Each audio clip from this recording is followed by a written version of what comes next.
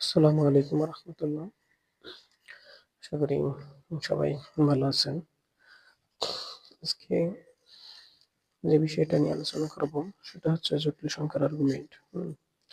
তো মান দেওয়া থাকলে কিভাবে আমরা অঙ্ক করতে পারি, যেমন 1 + √3i এটা দেওয়া আছে, ঠিক আছে।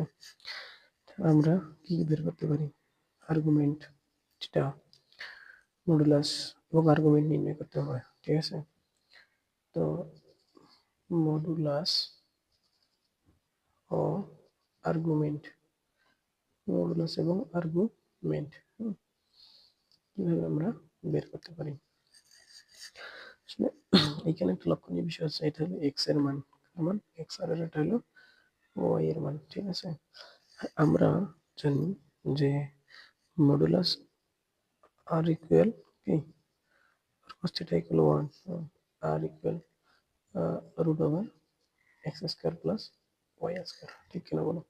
তাহলে আমরা শুধু এখানে মানটা যদি বসে দিই তাহলে হয়ে যাবে কেমন, আর এর মান যদি বসে দিই তাহলে এক্স এর মান কত, 1², ওয়াই এর মান কত, √3, তার উপরে স্কয়ার, ঠিক আছে।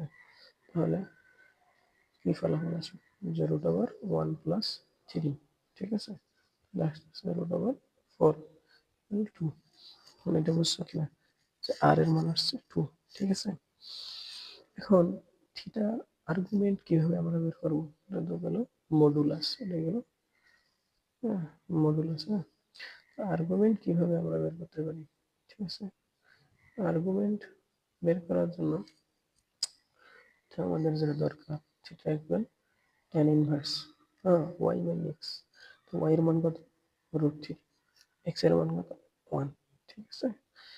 এখন এটা আমরা কি লিখতে পারি, যে tan ইনভার্স √3, তাই না।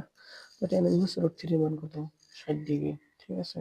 তাহলে 60, তাহলে ওটাকে আমরা কি লিখতে পারি, এটাকে আমরা লিখতে পারি y/3, ঠিক আছে।